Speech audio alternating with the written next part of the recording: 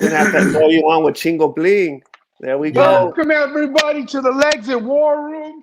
We're here. We're back at it again, and we promised you that we were going to do this. We were going to talk to politicians. We're going to talk to like-minded people, and we're excited because today we have a special guest. We have Brother Marco Contreras, who's running for Congress in the 79th District here in California, and he's going to tell us all about himself. So welcome, brother. We appreciate you for coming on.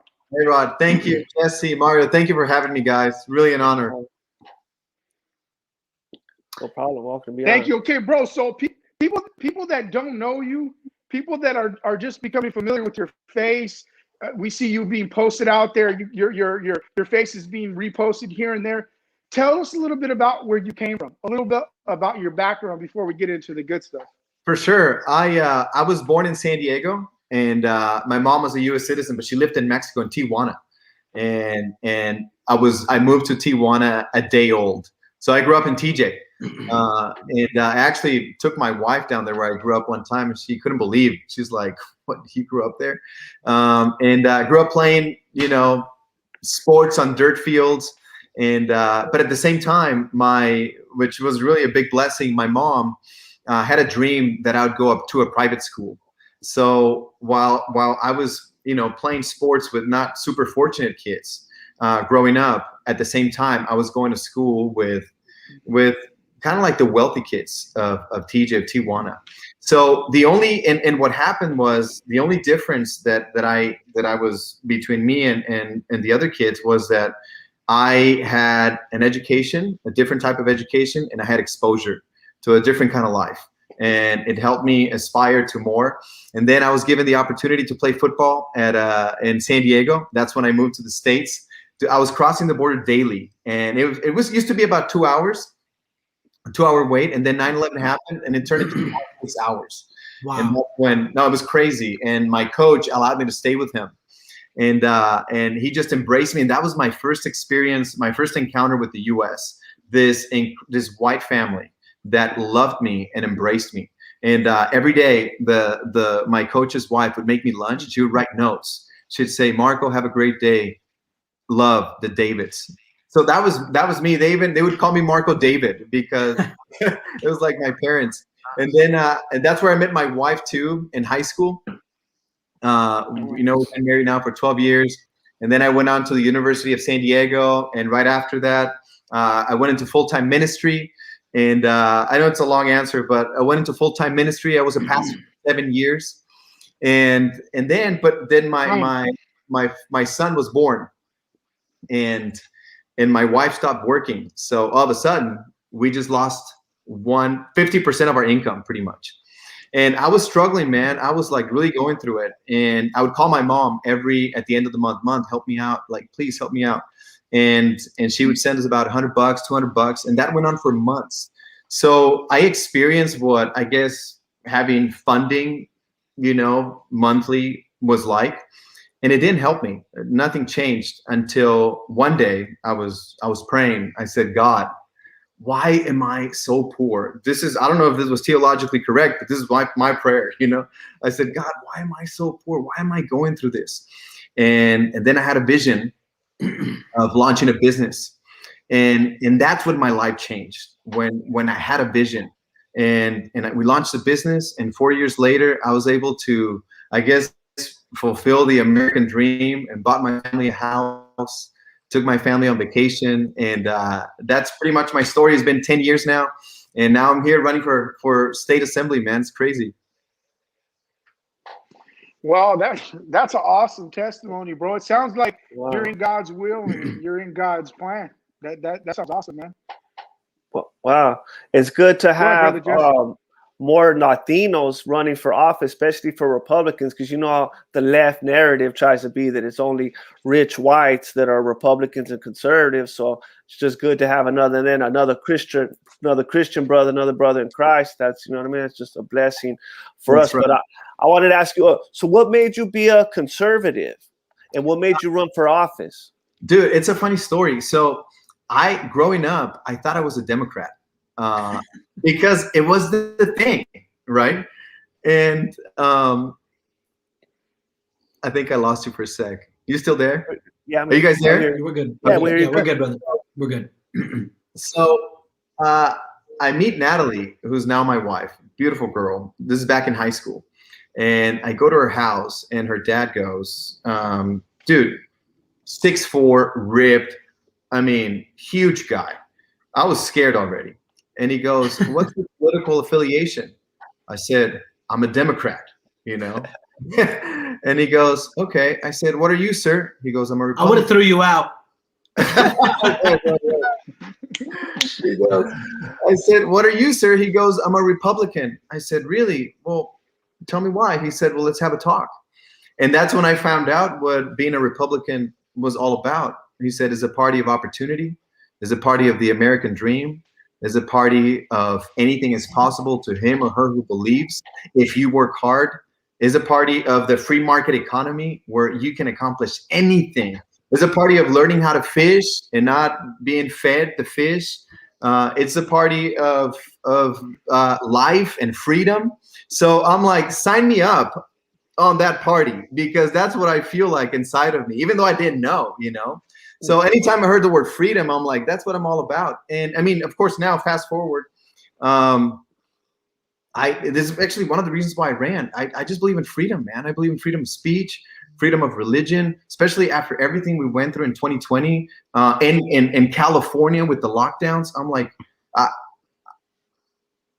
we need to make an impact. We need to make a change, you know? Right. So, wow. So, yeah, man. So you're a righteous Lexit story, man. It's like your story is similar to so many Latinos that we hear and we know that it's just lack of knowledge. That's what we're trying to do. That's what we try to do at Lexit. We're giving them real news and we're just showing them, because most Latinos are conservative. They just don't know it. So when we start telling them, and then they're like, yeah, I'm Democrat.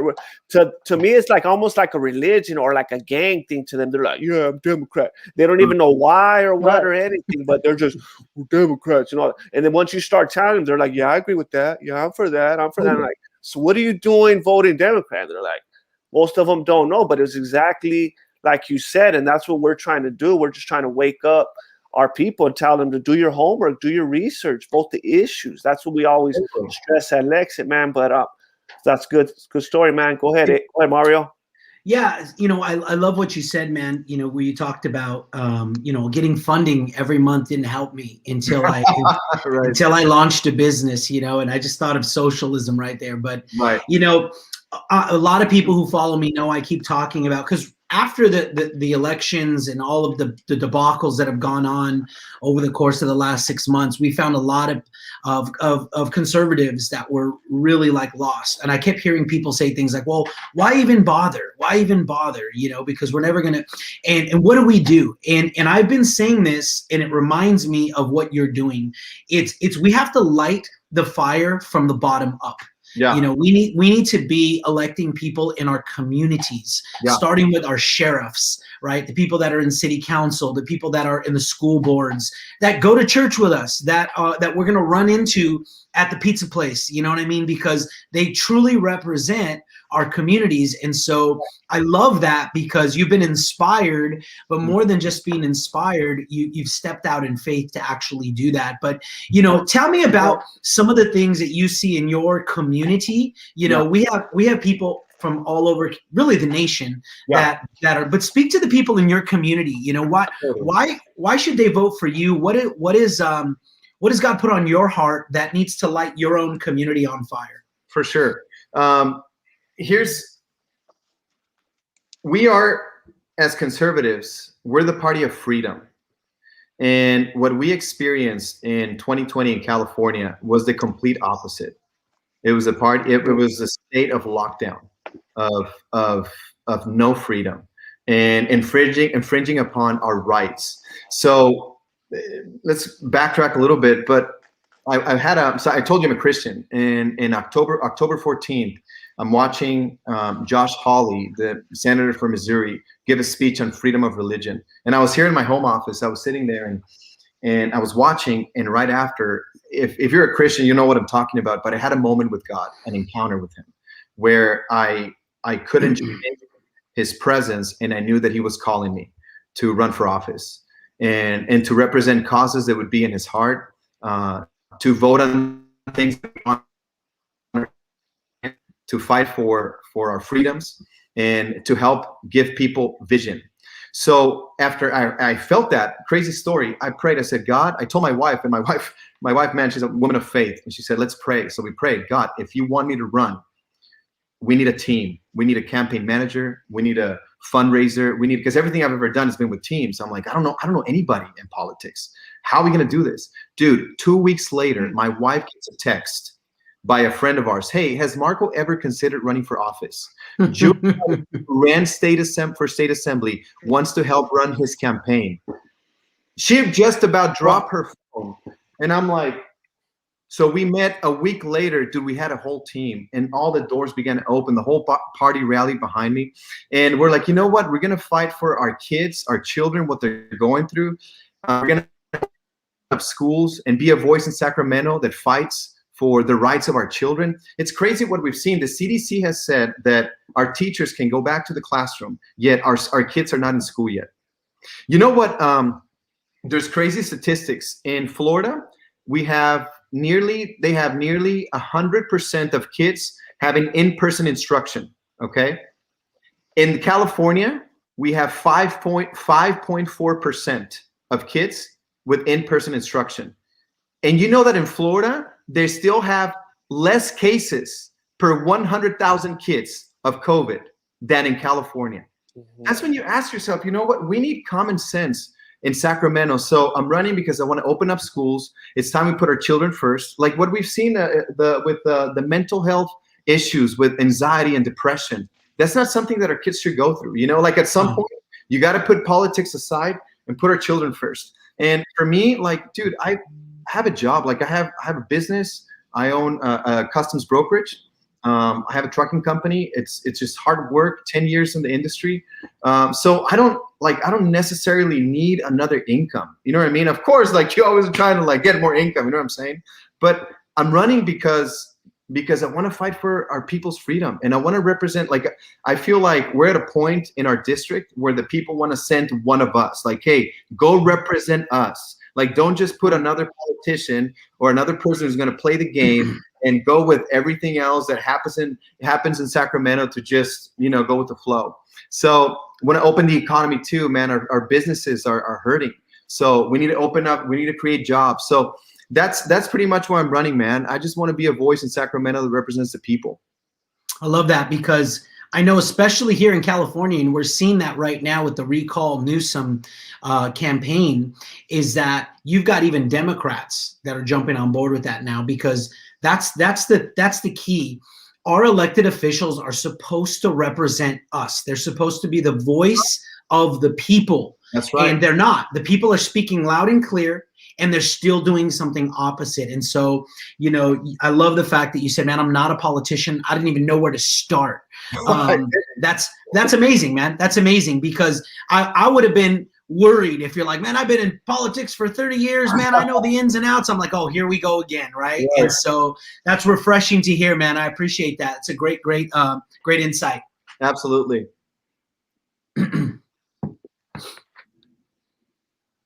Hey, Rod.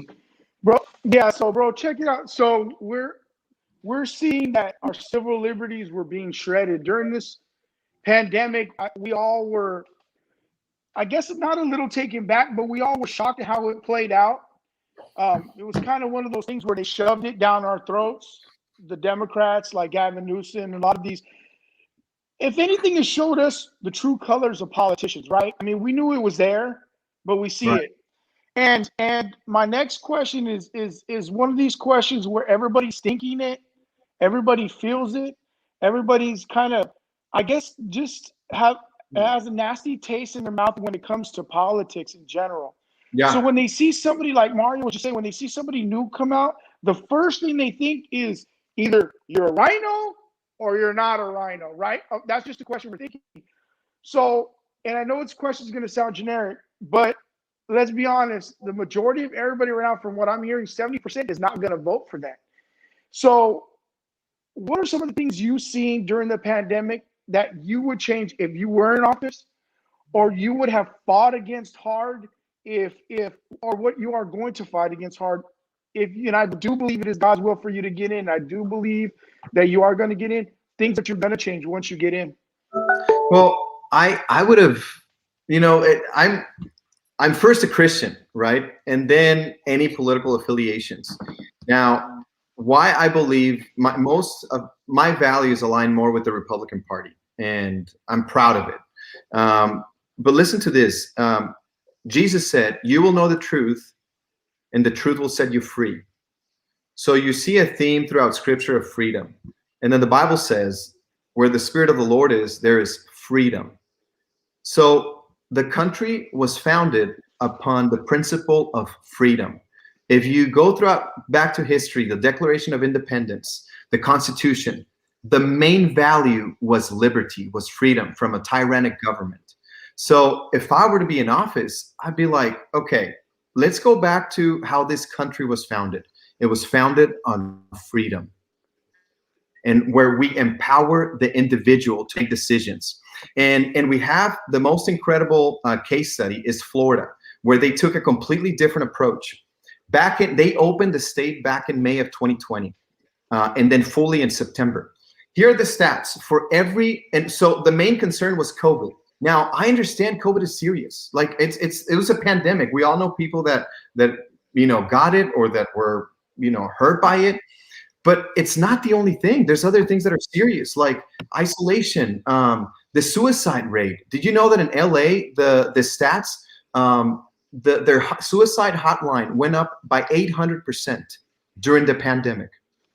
There's other things that matter. Like I told my wife, like if we had 3 kids and one of them was sick, of course we would attend to our kid, and of course would take care of the kid, but we wouldn't forsake the rest.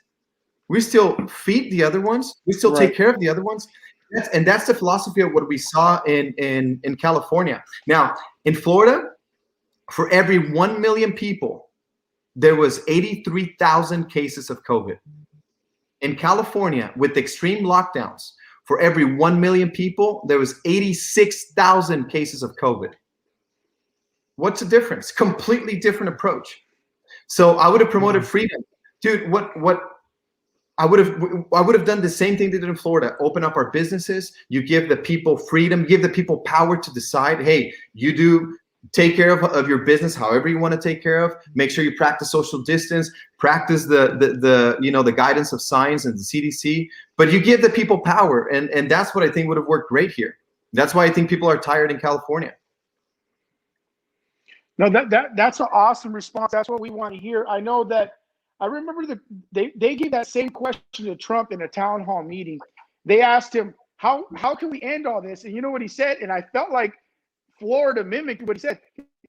He said, you want to stop all this? Slowly open up. We're going to have to open up. Right. And when they turned around and they bashed him for it, and then what California did was the opposite. It locked down even harder, right? And then Florida regained open. And I think a lot of us felt at that moment when we started to see through all like what was going on, we were being told lies about the pandemic and certain things didn't pan out. We expected our politicians to be our voice. And when we were kind of voiceless because we could only go so far, we have politicians that didn't stand up. And it makes me proud to hear you say the things that you are, because these are the politicians we're voting in. And like Mario said, it's not about we the people anymore. It's like we the Congress. They're not really our voice anymore. They're just saying what they want to say and not really what the people that are saying that voted them in. Totally. Yeah.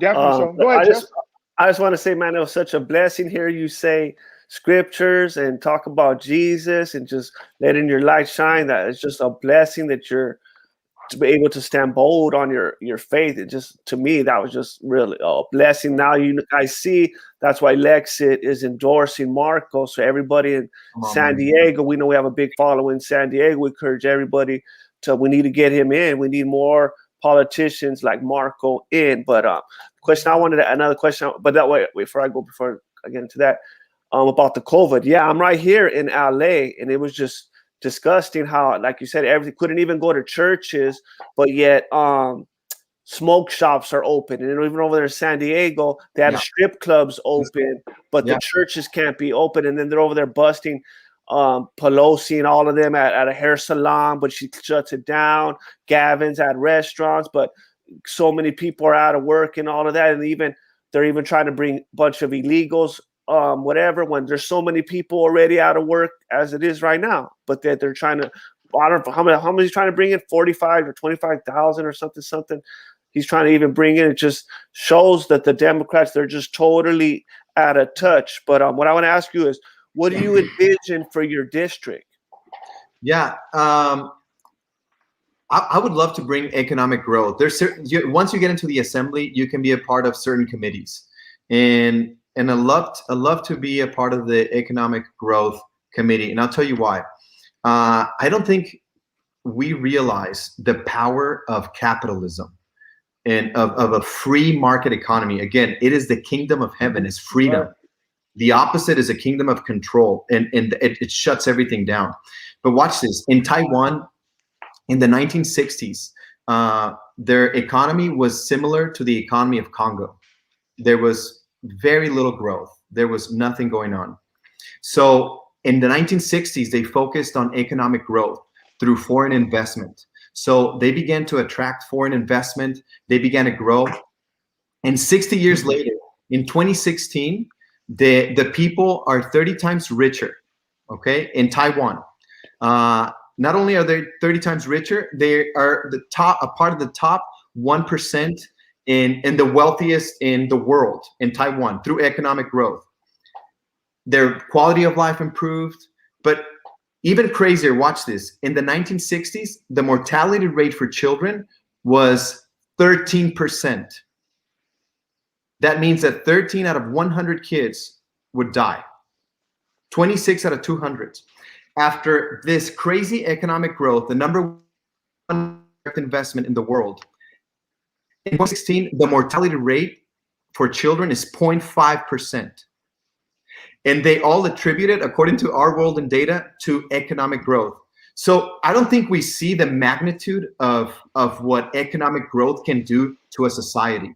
And less taxation and more power to the individual, not power to the government and trying to control everything. What we need is freedom in our community. So I'd love to be a part of the economic growth, attract investment perhaps through programs like opportunity zones, because some of our areas are not as fortunate, so you attract investment, create jobs, and grows, the quality of life grows, everybody's happy, which is what we had prior to this administration. So anyways, that's what I love to see, man.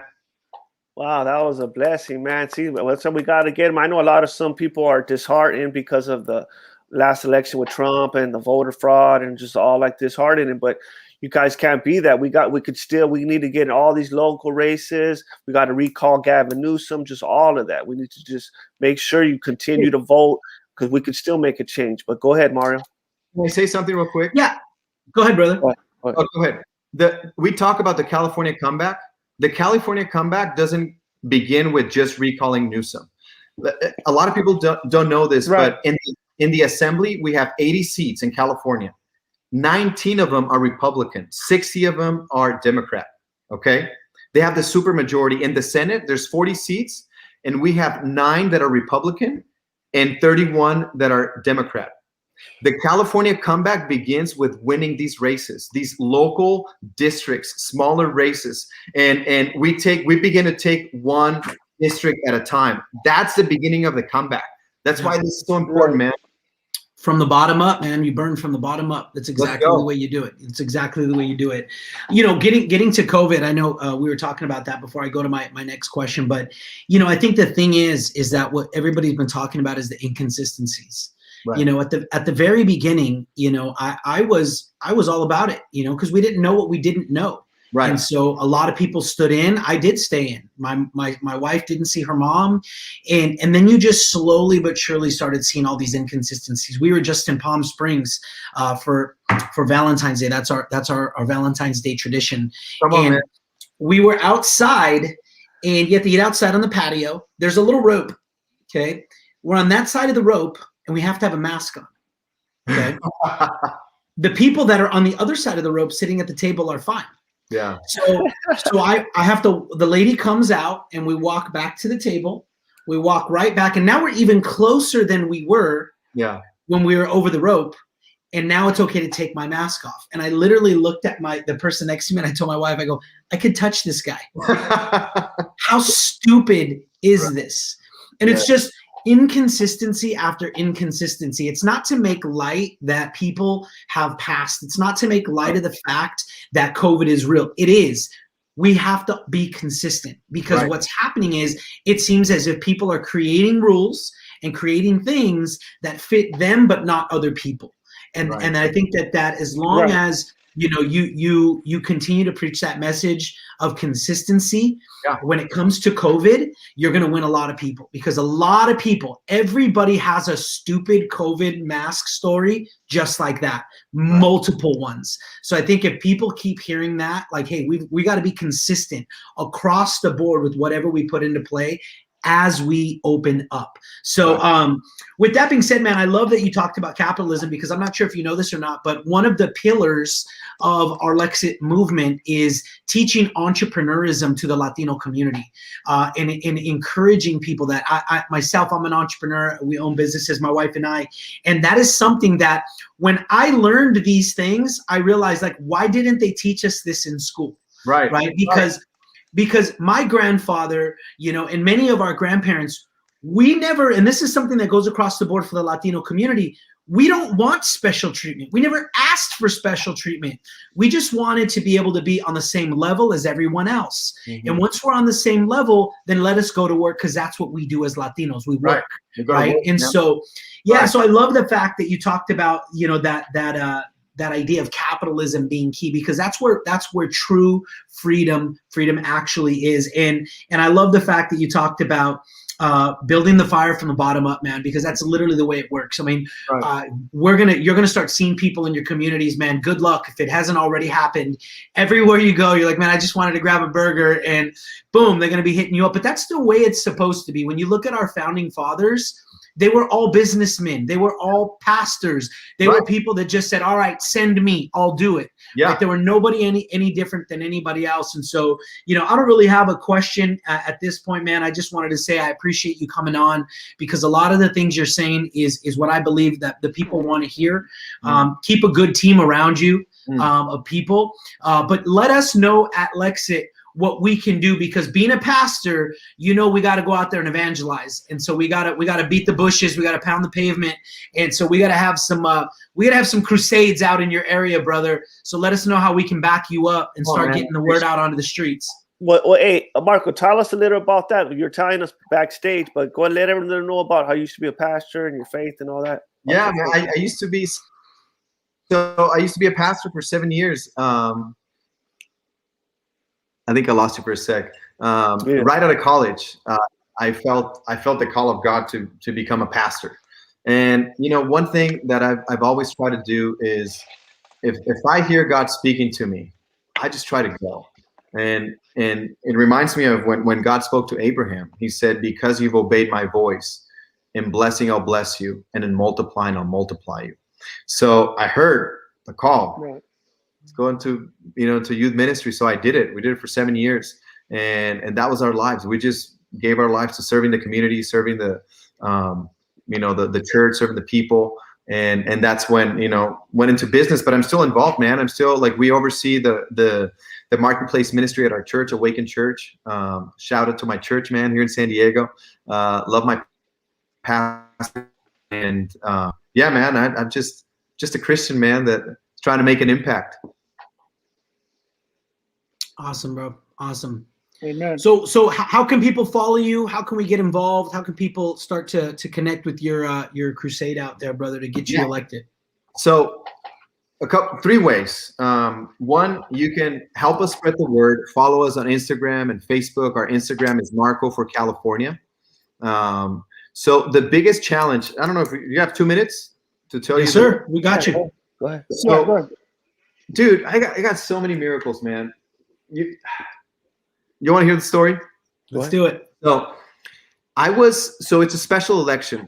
This district is heavily Democratic. Okay. There's 44% registered Democrats and 22% Republicans, 26% independent. So the plan was for me to be the only Republican to run in this race, because the elections are April 6th, and whoever gets 50% plus one, 50% plus one takes the seat. I mean, it'd be a massive win. And there's 4 Democrats running. So inherently they will split the vote. But one Republican will take all that side. Mm-hmm. But there was this other guy that wanted to put his name on the ballot, another Republican. And people were like, no, bro, like we just need Marco because it'll sabotage our chances. So he put his name on the ballot. And I was just like, oh my gosh, dude, I had the whole church praying like, hey, no, this is not what we want. You know, it's not what we need. So I get a text the day after we submitted our paperwork, the deadline. Hey, guess what? So-and-so didn't qualify. His signatures weren't verified. You're going to be the only one on the ballot. Cool. So wow. We just need to spread the word and get name ID, either reposting, telling everybody. Actually, on our website, we'll have a section for volunteers. You can volunteer. We're going to start walking the precincts, and people can also donate. And what a lot of people don't know about money for campaigns is just to get your name in front of people and get your name in front of voters. So they say that once they see your name and your face 7 times, they'll remember you. So if everyone watching right now feels inclined and fired up about the California comeback, this is a great opportunity for you to be a part and donate on our website. So yeah, man. Awesome. Well, brother, awesome. Keep saying what you're saying, keep preaching what you're preaching, and I'm sure that that you'll be elected, bro. I'm telling you, man. We went live with Tito Ortiz, and look at he got elected. So I don't know if it's just the thing we do, you know what I mean? But I pray that you do, brother. You know what I mean? Brother Tito. Yeah, the Latino community, man, is waking up, and that's right. And we need to keep this our foot on the gas pedal. To make sure that people don't get disheartened, because it's very easy. Yeah. I mean, a lot of people believe that California was a lot more red than that they said it was, and I still believe it was. Right. But a lot of people might have felt, you know, oh man, what was it all about? You know, it wasn't as good as we thought, but it absolutely was. Mm-hmm. And so we've got to keep pushing up people like you and other people that are wanting to step up. So man, let us know whatever we can do to help, whether it's rallies, continuously posting, going live with you as many times as possible. But we're Lexit is in your corner. Thank you so much. Thank you for being here, brother. Thank you, guys. All right, man. Thank you. Awesome. Thank you, brother. God bless. God bless you, guys.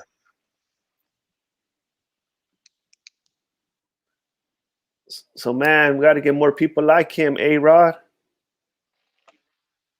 Yeah, definitely. You know what? He's speaking what a lot of Americans, a lot of patriots are saying right now. A lot of patriots and Americans, we're fed up, man. We're fed up with politics as usual. We don't want to see no rhinos back in office. We want all the rhinos that are in office right now. We want them out. So people like Marcos Contreras, who's running in the 79th district as Congress here in California, you guys reach out, find where you guys can support and support it. You don't have to be from California to support it. And I'm going to tell you why, because it doesn't matter where you're from. We're all a part of the same team. We're all pushing the same message, and we're all part of the same goal. And somebody like him who is led by God first, that's huge, man. That's huge. I believe that if God is for you, who could be against you, you know? Yeah. Right.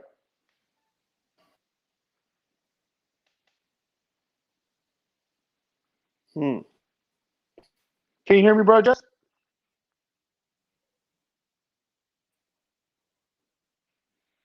so I don't know if we're having any technical difficulties right now. We're gonna get Sister Jessica Patterson on here. She's the chairwoman for California GOP, so we're excited to have her. So hopefully we can get her on here. What we're doing here is we're trying to bring awareness. We were all, I guess, a little taken back by the election, like Jesse said.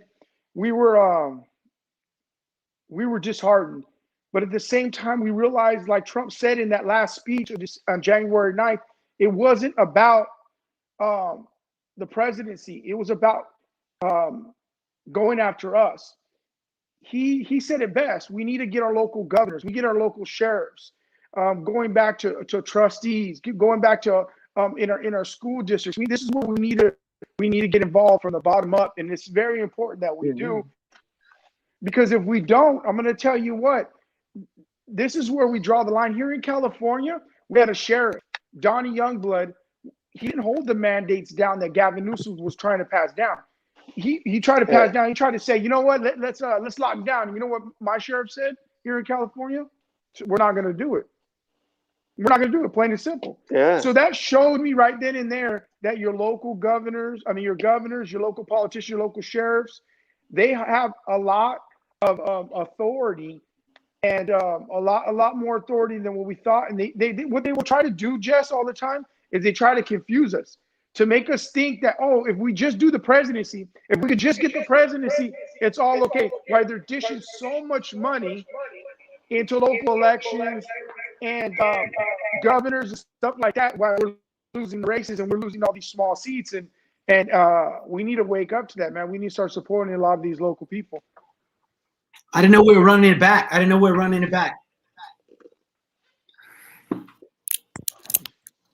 What's up, fellas? Yeah. Sorry about that, man. My internet something froze or something. It was messed up, but we're about to have the devil. Yeah, you know how that is. But Jessica Patterson, we're about to have Jessica Patterson. Come on, guys. So that's going to be a blessing. Yeah, we're having Sister Jessica on, and Mario said something earlier when we were talking to Brother Marcos I thought was very powerful. During this pandemic, we seen certain politicians that were standing up for us, and as we started to go out, we seen a lot of the hypocrisy.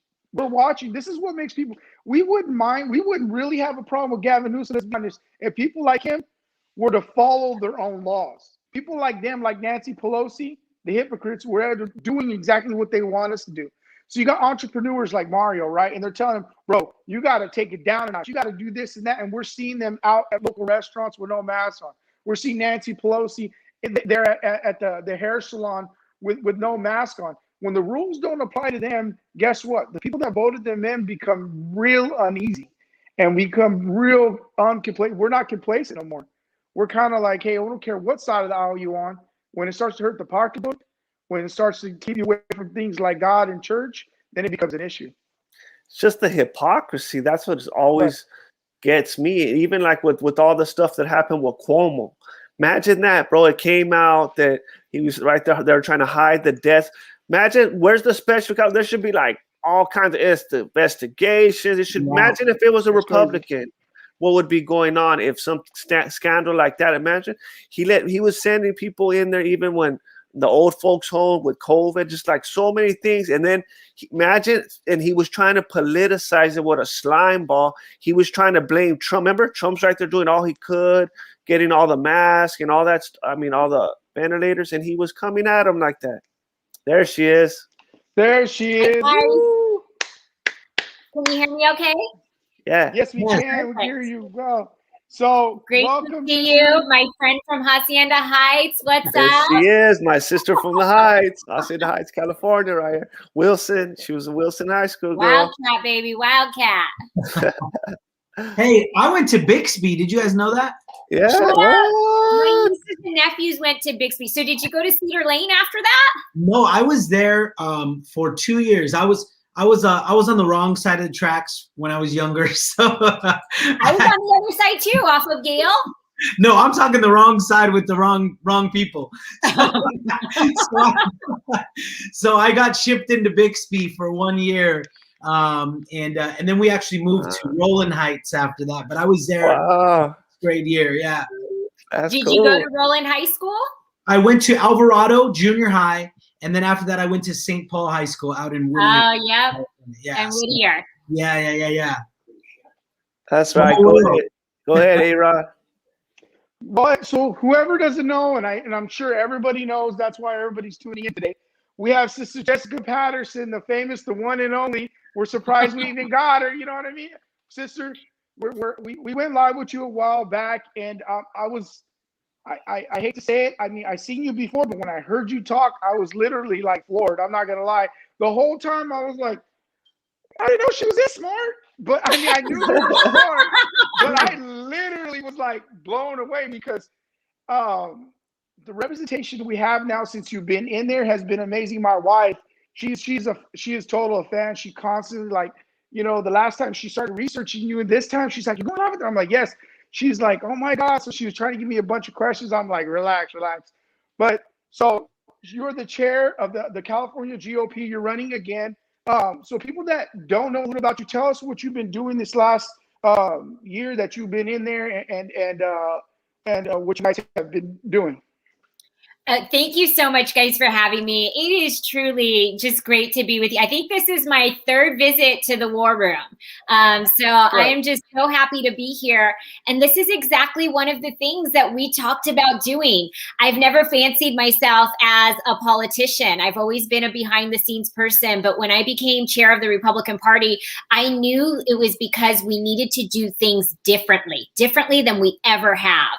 And what a great platform Lexit is. You know, we talk about diversity, we talk about the new candidates, but really the grassroots movement that we're seeing in organizations like Lexit is what made a difference in this last cycle. So, you know, we set out to do some very specific things. And, you know, that's one of the things that I'm excited to say. You know, we made some promises, and we get to tell you all of those promises that we keep, that we kept. So first and foremost, we knew that we needed to get the fundraising component right. $37.5 million we raised this cycle from the California Republican Party. Wow. That's $1.5 million more than we did the cycle before in the midst of a pandemic. Amazing. We brought back our individual donor programs that exist outside of Sacramento. Our individual donors were up 390%. We brought in 24,750 brand new donors to the California Republican Party that had never given before. 800% increase on our online giving. That allowed us to do everything that we wanted to do as far as building infrastructure. Wow. We said we wanted to go out there and register more Republicans. You know, for 10 years here in California, since 2010, California Republicans lost market share. Every single report that came from the Secretary of State, we lost market share. My first report came out in October of 2019. It was the first time in 25 reports that California Republicans didn't lose market share. And I want to give some credit where credit's due. An organization like Lexit that's talking to Latinos that were in the Democrat Party that are showing them, listen, they're not serving us well. They're not helping us to live our best lives. You guys have given the opportunity and shown that there's an alternative to what California Democrats have been serving up to us for such a long time. So, you know, we had registered 624,000 new Republicans this last cycle. Awesome.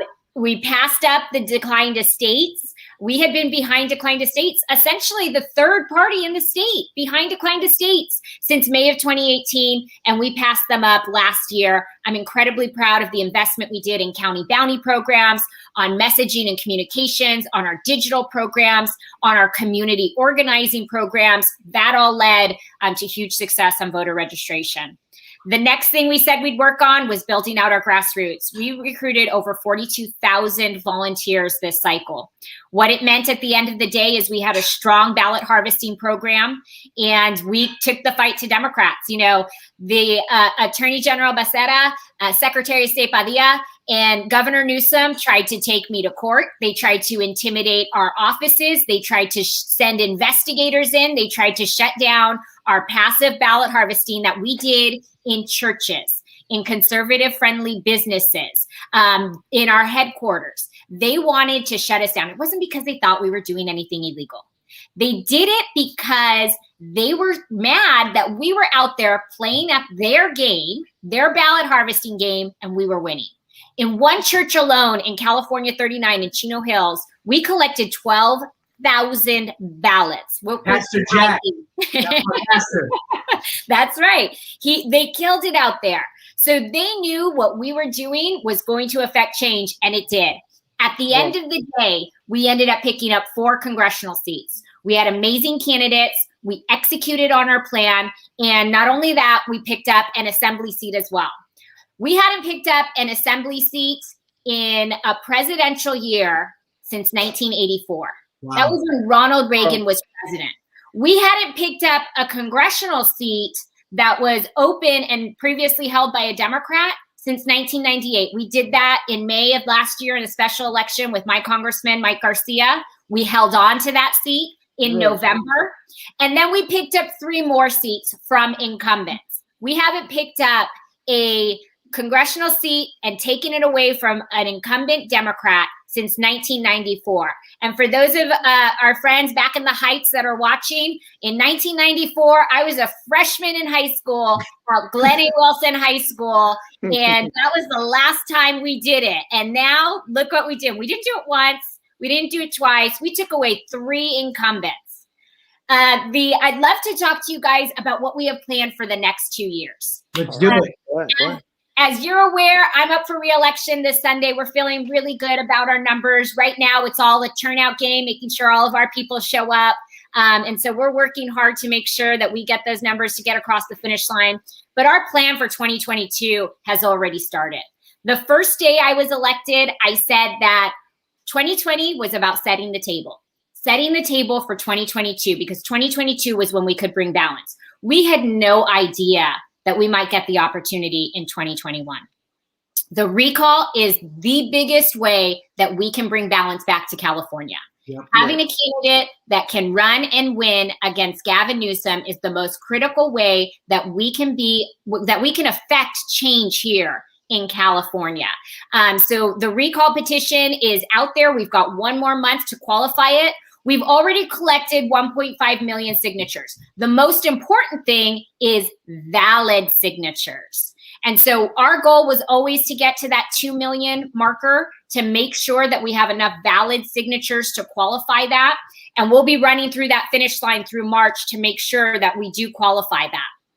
The other opportunity that we have is with redistricting. Redistricting will not just set the table for 2022. This decides our legacy for the next 10 years. What seats are we able to play in because of the lines that are drawn? Just last week, the NRCC came out with their targets for 2022.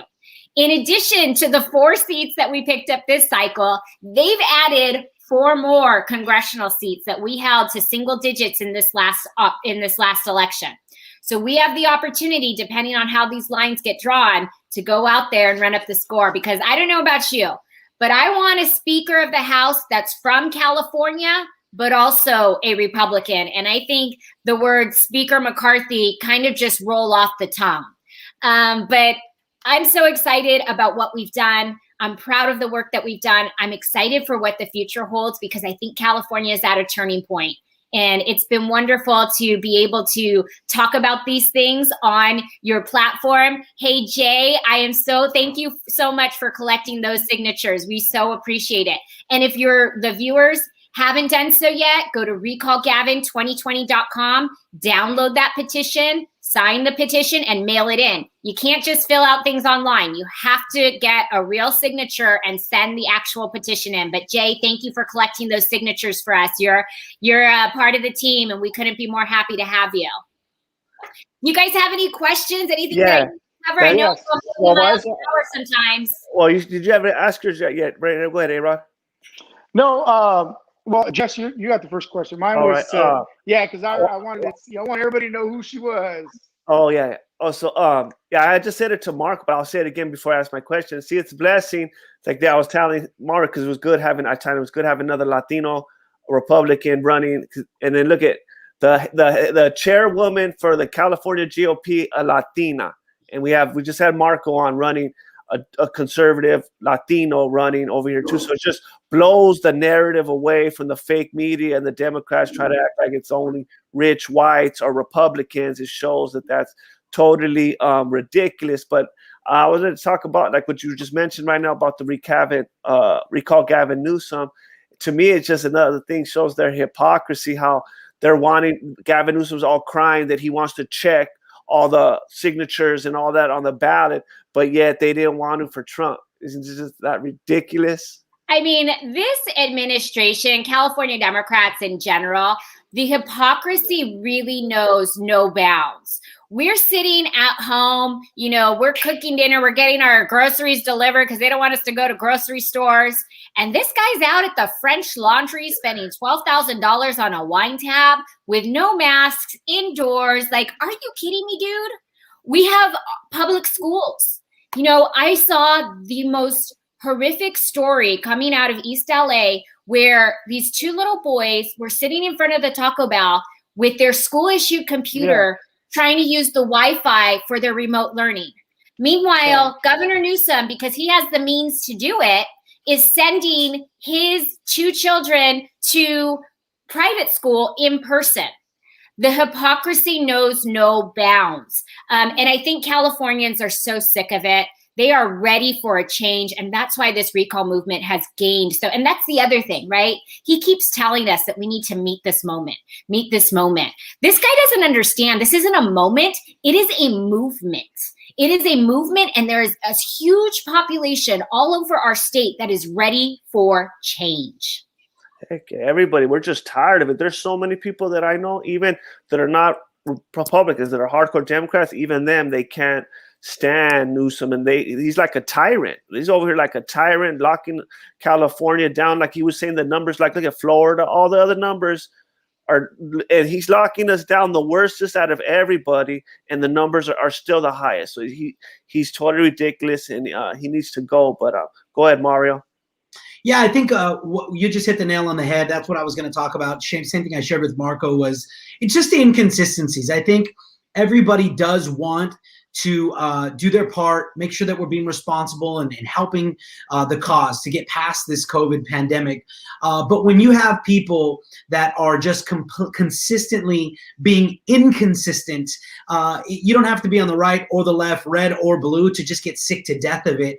And it's a great opportunity for the Latino community to really unite and really just say, listen, we're here for the betterment of everybody.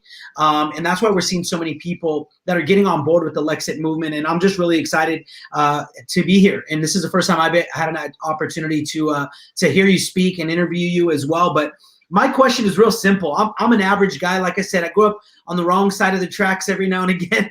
And you know, what does the average person need to do? You know, what can we do to get out there? And you said it right, sprint through the finish line. Don't wait and slow up at the end.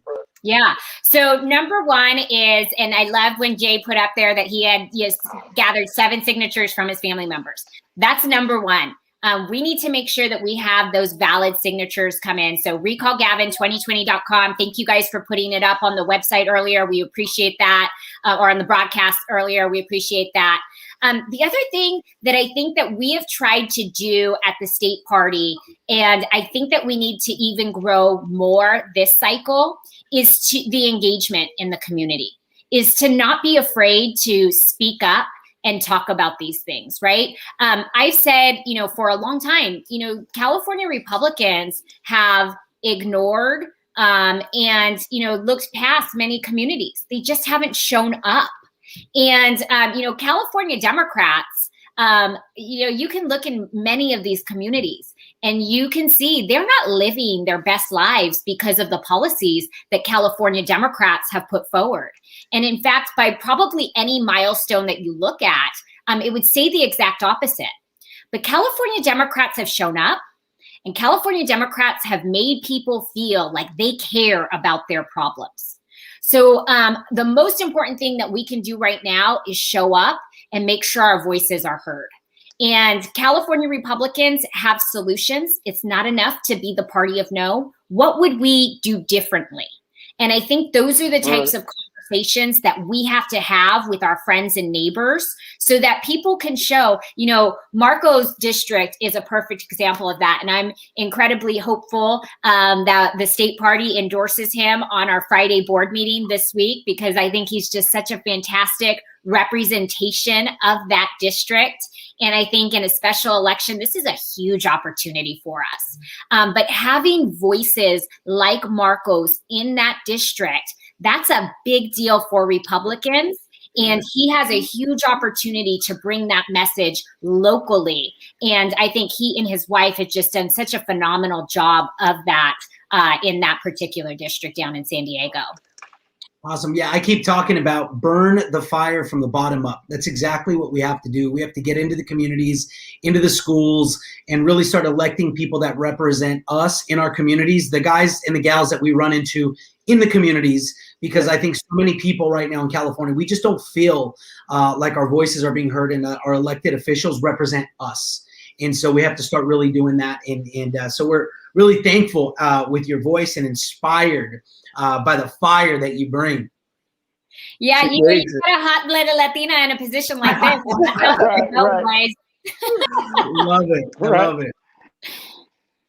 Right. So going along with what Mario said, and this is something that I wanted to ask somebody that has position of power like yourself.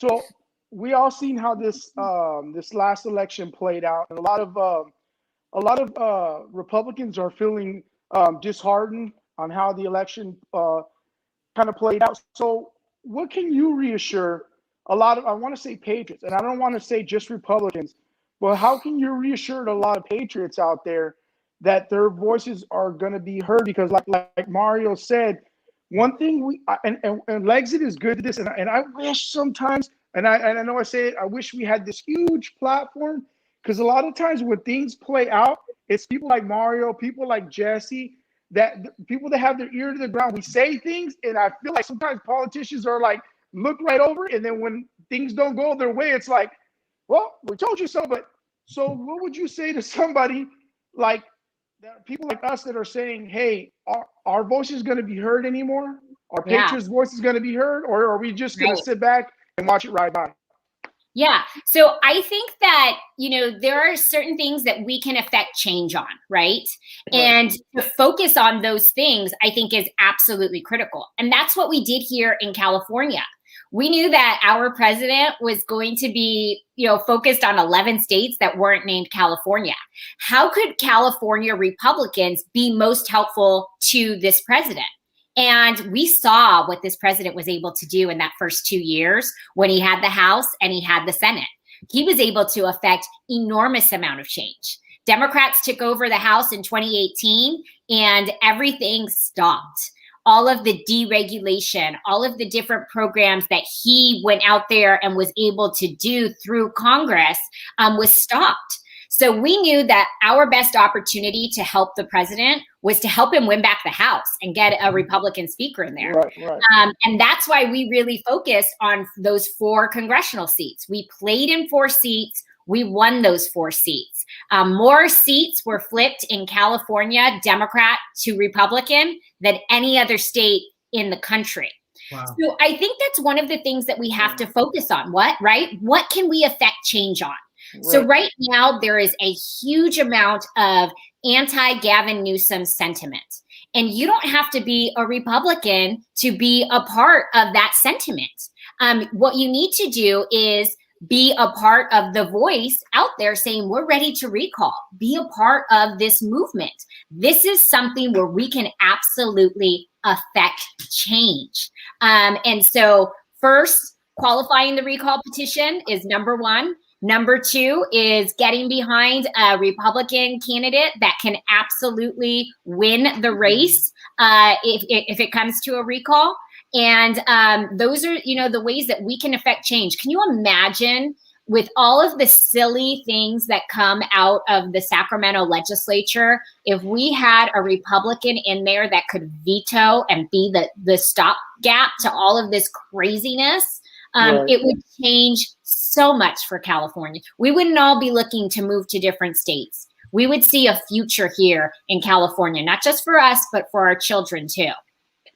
No, you're absolutely right. And I think if anything this pandemic taught us was that our local officials, our local sheriffs, we're going to not hold up these mandates that Gavin Newsom, and it was eye-opening. It really was, because I think what normal politics in DC does is they want us to look, it's like a football team. They want us to look at the big players, the coaches, and never look at the players, the congressmen, the assemblymen.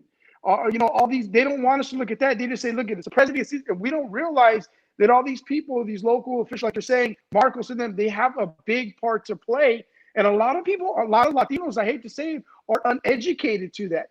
But I felt like this pandemic, it opened. I was with the Recall Gavin Newsom team here with Floor and some other ones out at the local Hobby Lobby, right? And this is funny. So guys, and I hate to, because I'm a Latino, I hate to stereotype it, but when you see Latinos that look like they may have just kind of, crossed over certain places, you're thinking to yourselves, they're not with you because they may not be as American as you, right? That's what the first thought that goes through your head. He walks up and in broken English, the first thing he says is, where do I sign? And then he goes, does anybody know how to speak Spanish? The Spanish-speaking interpreter came out and he says, I don't know anything else, but I know I hate this man. And he signed, right? And to me, it was like mind-blowing because I thought to myself, just like you said, we all have that in common. We do. And, over the last 2 years, one of the things that I've enjoyed is going to farms and talking to farm workers. Right. The California State Legislature passed an ag overtime bill, which, when the farms are in harvest, they're working longer hours than they would when they're not in harvest. So that's when these farm workers make a bulk of their money. But instead of, paying the ag overtime bill and giving these people, more hours to work, they're having to go to farm labor brokers to get more workers so they don't have to pay those time and a half and, extra hourly wages. And so, you go and you show them a chart of everybody who voted for ag overtime and why their checks are smaller and why they're not getting as many hours and that's an eye opener. At the end of the day, I believe that there are 3 things that are important to everybody. You want to have a good job that you can go to. You want to make sure that your kids are getting a good education so they can have a better life than you have. And you want to have safe streets. In my opinion, Republicans are right on all 3 of those issues. Yep. And those are the things that bring us together. Those are the things that we can focus on. And those are the things that will affect change with voting patterns. Wow. Wow, that's amazing. My last question for you is, what are your plans for the future of the Republican Party? And what can we do to keep turning the state red? Well, we've got a lot of work to do. Redistricting is going to be one of the biggest things that we're focused on in these next few months, because that's going to dictate the next 10 years of the districts that we're able to play in. We have, a turnover in legislators in 2024 and 2026. Those are 2 big classes where we have huge opportunities going forward. But if we don't do the right thing with redistricting, making sure our communities of interest are heard and getting the best lines possible, then that's not going to be a good sign for the next 10 years. So that's going to be critical. We need to continue to grow our numbers. We saw some definite, good signs over the last 2 years. We cannot stop there. We have to double down. We have to be engaged in every single community. I've told you guys before, I never use the word outreach. The word outreach to me implies you have to reach out to someone. We're already in every single one of these communities as Republicans. We just now need to deliver the message of the silly things that they're doing in Sacramento that affects their everyday lives. We need to make sure that we're building those relationships so people feel trustworthy or feel trusting of the individuals that are delivering that message. And then we need to execute.